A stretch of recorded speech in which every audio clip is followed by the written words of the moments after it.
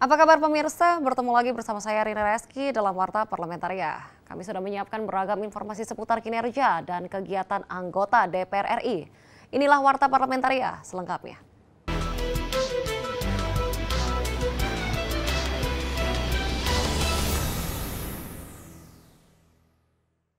Komisi 8 DPR RI mendorong efek domino dari pandemi COVID-19 dapat diantisipasi dengan baik.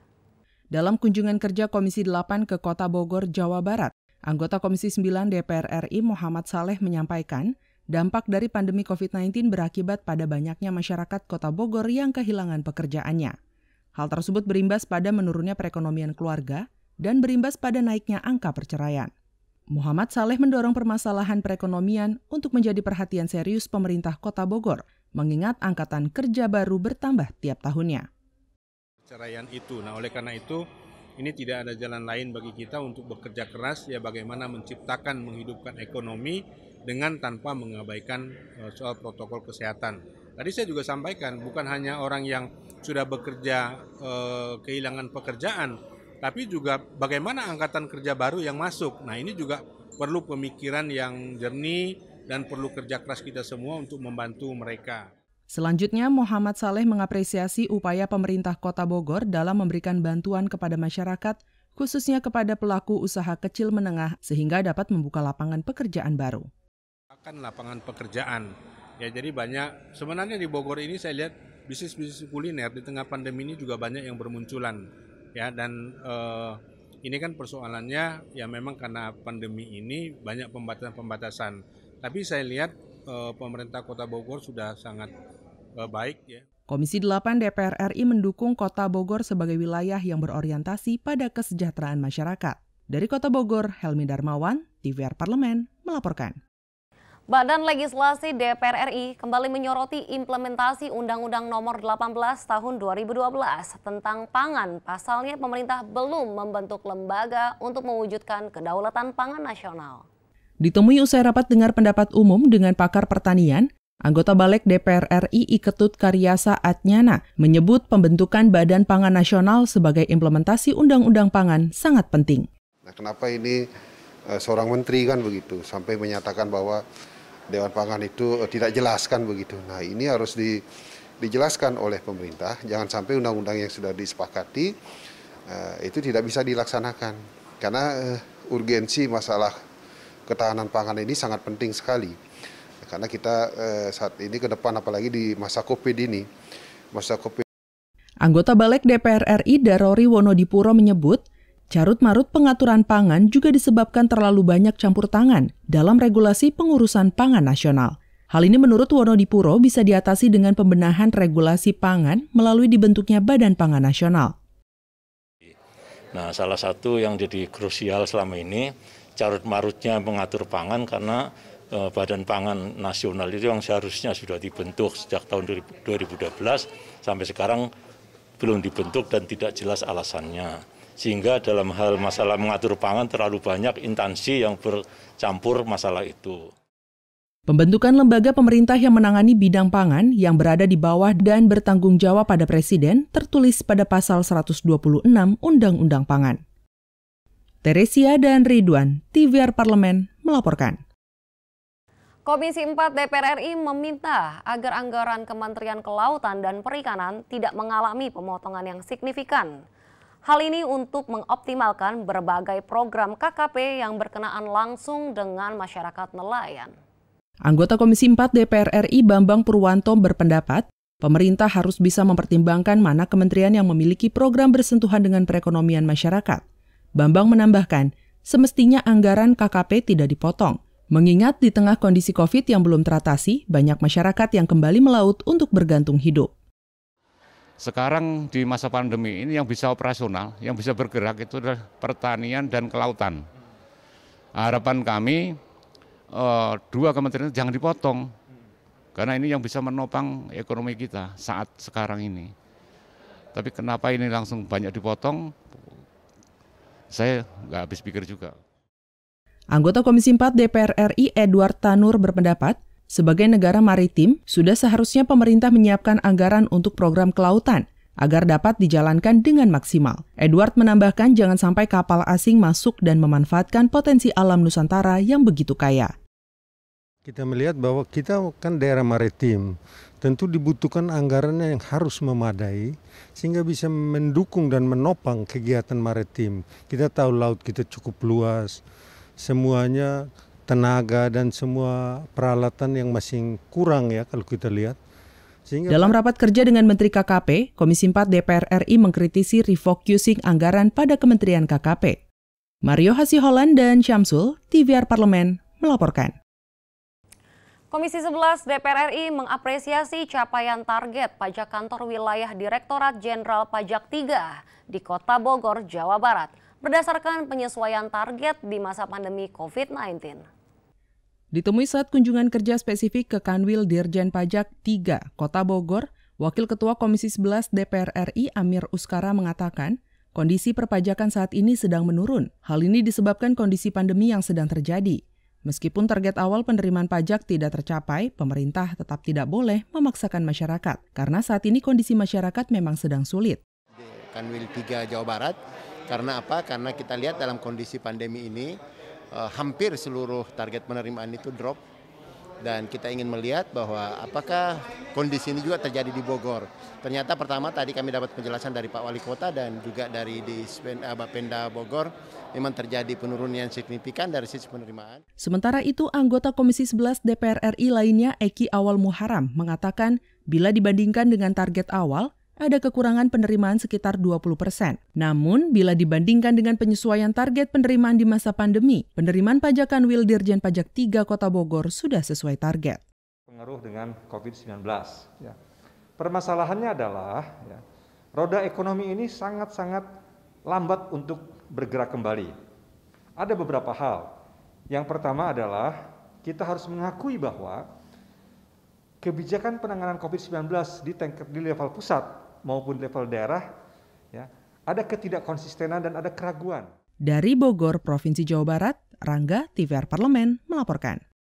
Jangan kemana-mana pemirsa, karena kami masih memiliki banyak informasi lain dalam Warta Parlamentaria. Di antaranya datang dari Komisi 11 DPR RI, apresiasi capaian penyesuaian target pajak Kanwil DJP 3 Bogor, setelah jeda berikut ini.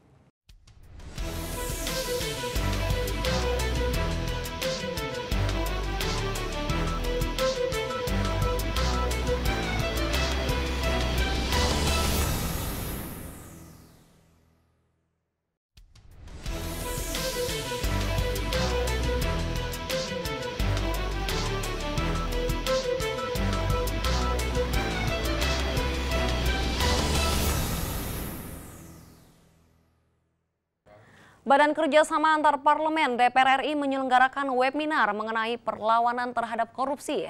Dengan perwakilan parlemen seluruh Asia Tenggara, korupsi merupakan permasalahan yang terjadi hampir di seluruh negara di dunia. Ditemui usai menggelar seminar Southeast Asian Parliamentarians Against Corruption, Ketua Badan Kerjasama Antar Parlemen Fadli Zon berpendapat, korupsi menjadi penyebab utama kesenjangan, kemiskinan, dan ketidakmerataan yang terjadi di masyarakat, terlebih di tengah penyebaran pandemi COVID-19. Saya kira ini sangat penting ya, sebagaimana kita ketahui, salah satu persoalan terjadinya kemiskinan, kesenjangan, dan ketidakmerataan itu karena korupsi. Dan tentu saja ini sangat mengganggu akses kepada mereka yang membutuhkan, apalagi di tengah pandemi COVID. Wakil Ketua Badan Kerjasama Antar Parlemen Mardani menilai, saat ini pergerakan memerangi korupsi masih lambat. Untuk itu dirinya sepakat dengan perwakilan Timor Leste, bahwa memerangi korupsi tidak hanya sekedar menghukum pelakunya, melainkan perlu adanya sistem pendidikan kepada semua pihak untuk tidak melakukan tindakan korupsi. Dalam kasus gerakan memerangi korupsi ini bukan cuma sekedar menghukum, tapi mendidik. Ya. Dia lebih kepada pendidikan dan melibatkan religious leaders, dia bilang ya, bagus sekali. Parlemen Asia Tenggara sepakat untuk bersama-sama memerangi korupsi, apalagi kondisi saat ini seluruh negara tengah dilanda penyebaran COVID-19. Melalui SEPAK, negara Asia Tenggara bergerak melawan korupsi. Dari Kabupaten Bogor, Bondan Imana, TVR Parlemen, melaporkan. Komisi 8 DPR RI mendorong Kementerian Sosial melibatkan pemerintah daerah sampai tingkat desa dalam melakukan pemuktahiran data terpadu kesejahteraan sosial atau DTKS agar bantuan yang diberikan pemerintah tepat sasaran kepada masyarakat yang membutuhkan. Ditemui usai kunjungan kerja Komisi 8 DPR RI ke Kabupaten Serang, Provinsi Banten, anggota Komisi 8 DPR RI Kesuma Kelakan mengatakan pemutahiran DTKS tidak bisa hanya dilakukan pemerintah pusat. Pelibatan peraturan daerah sampai ke tingkat RT RW sangat diperlukan. Menurutnya, hal ini akan membuat DTKS tervalidasi dengan baik. Tidak bisa satu sisi, tidak bisa hanya dari bupati, tetapi juga harus aparatur yang terbawah. Kalau misalnya ada RT RW atau kalau di tempat lain misalnya ada klien dinas atau klien yang di bawah. Nah, karena mereka yang lebih tahu warganya yang ada di sekitarnya. Nah, oleh karena itu, kalau ingin pemutahiran data tidak boleh top down, harus dilakukan secara bottom up. Ketua Komisi 8 DPR RI Yandri Susanto berpendapat, seharusnya saat ini perlu ada analisa baru tentang DTKS, karena di masa pandemi banyak kelompok masyarakat yang rentan miskin akibat kehilangan pekerjaan. DTKS itu, data terpadu kesejahteraan sosial, belum pernah diperbaharui. Maka banyak kejadian yang berhak mendapatkan tidak mendapatkan, yang tidak berhak justru mendapatkan. Maka ini kami sudah menganggarkan dari DPR dan Kementerian Sosial. Dari Kabupaten Serang, Provinsi Banten, Hilman Hidayat, TVR Parlemen, melaporkan. Komisi 6 DPR RI meminta Menteri Perindustrian tidak menaikkan harga gas khusus untuk pelaku industri karena dinilai akan memberatkan pelaku industri dan berdampak buruk pada pendukung industri yang ada di hulu maupun hilir. Ditemui usai rapat kerja Komisi 6 DPR RI dengan Menteri Perindustrian di Senayan, Jakarta, anggota Komisi 6 DPR RI Mufti Anam mengatakan, Kementerian Perindustrian tidak harus menaikkan harga gas khusus industri untuk pelaku industri yang tidak mencapai target atau out of perform. Mufti mengingatkan, bila harga gas khusus industri naik, tidak hanya berdampak pada beban industri. Akan sangat memberatkan untuk pelaku industri kita, karena juga agar tidak fokus ini soal di perform industrinya saja, tapi bagaimana orang yang terlibat di dalamnya. Kita tidak mau dengan harga meningkat, beban industri meningkat, yang kemudian berdampak terhadap penurunan tenaga kerja yang ada di dalamnya, termasuk bahan baku, misalnya sektor pertanian dan sebagainya, yang itu bisa terdampak terhadap para petani-petani yang ada di daerah. Begitu.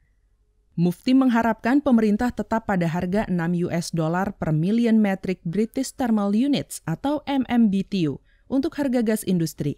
Ya, harapan kami ini bisa tetap di angka 6 MMBTU karena dengan begitu bisa sedikit membantu di tengah pandemi yang mereka terdampak sekali akibat dari pandemi COVID-19 ini, perusahaan industri-industri itu begitu. Adapun terdapat 7 sektor industri yang berhak mendapatkan harga gas khusus, yaitu industri pupuk, industri petrokimia, industri oleokimia, industri baja, industri keramik, industri kaca, dan industri sarung tangan karet. Dari Senayan, Jakarta, Mahir dan Zia, TVR Parlemen, melaporkan. Pemirsa, kami masih memiliki banyak informasi lain dalam Warta Parlamentaria. Tetaplah bersama kami.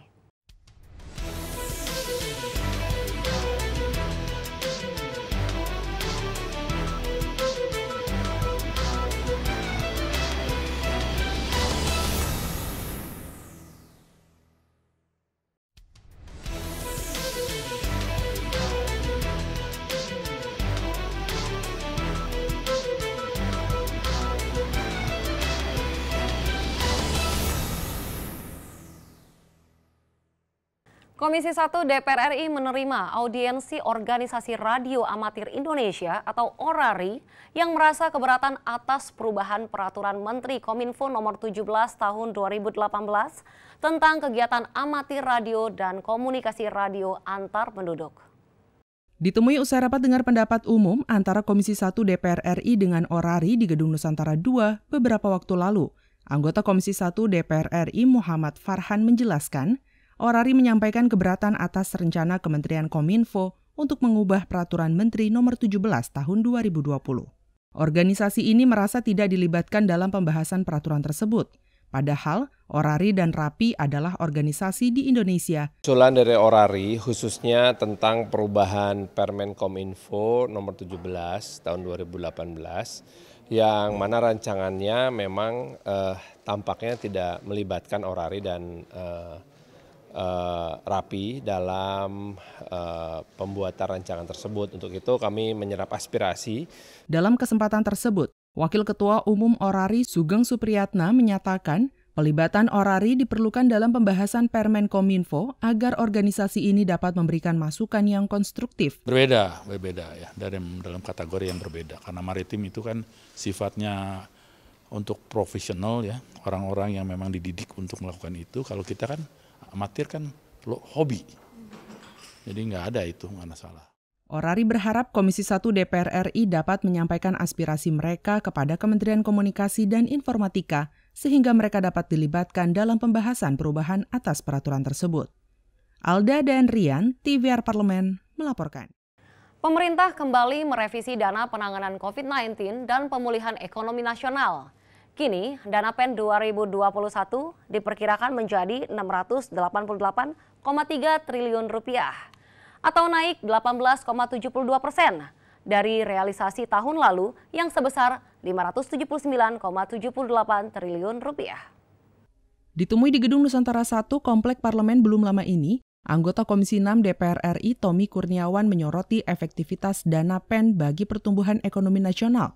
Menurutnya, dana pemulihan UMKM harus berdampak baik pada pertumbuhan ekonomi. Data analisa terhadap pertumbuhan ekonomi akan menjadi dasar kemana dana PEN di tahun 2021 akan mengalir.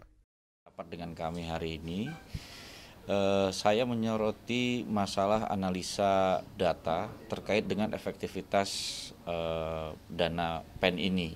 Kira-kira dampaknya terhadap pertumbuhan ekonomi seperti apa, dan kemudian pertumbuhan UMKM-nya juga seperti apa, mana yang kira-kira bisa berlanjut, mana yang kira-kira nggak bisa diselamatkan. Sementara itu, anggota Komisi 6 lainnya, Muhtarudin berpendapat, implementasi dan penyerapan dana PEN sampai ke level konsumsi masyarakat perlu diperbaiki supaya kontribusinya terhadap pertumbuhan ekonomi melalui sektor konsumsi masyarakat dapat lebih signifikan.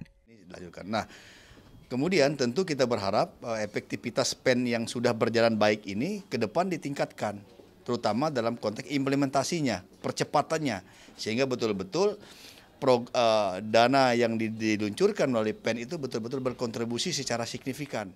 Panji dan Bani, TVR Parlemen, melaporkan. Komisi 7 DPR RI menyoroti masih minimnya pendataan terhadap distribusi subsidi BBM di masyarakat. Hal ini dikarenakan masih banyaknya subsidi BBM yang justru dipergunakan bagi masyarakat dengan penghasilan menengah ke atas. Ditemui di Gedung Nusantara 1 DPR RI, anggota Komisi 7 DPR RI Sartono mendorong agar Pertamina dan BPH Migas untuk melakukan pendataan yang komprehensif terkait distribusi BBM subsidi ini.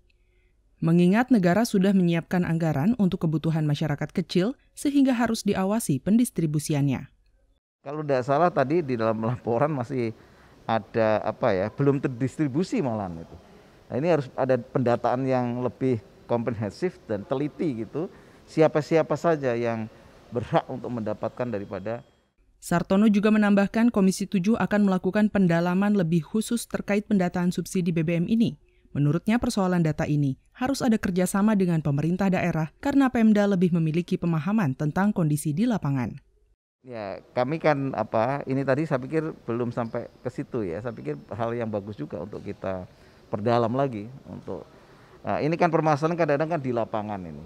Ya, di lapangan ini kadang-kadang masing-masing itu mempunyai suatu data. BPH Migas telah menerbitkan surat nomor 1685 tahun 2020 perihal instruksi pencatatan nomor polisi untuk transaksi pembelian jenis BBM tertentu dan jenis BBM khusus penugasan oleh setiap pengelola SPBU Pertamina. Namun hal itu dirasakan belum efektif dalam memenuhi kebutuhan pendataan subsidi BBM. Hendra dan Ridwan, TVR Parlemen, melaporkan. Demikianlah beragam informasi seputar aktivitas DPR RI yang sudah kami susun dalam Warta Parlamentaria. Saya Rini Reski beserta kerabat kerja yang bertugas undur diri. Terima kasih atas perhatian Anda. Sampai jumpa.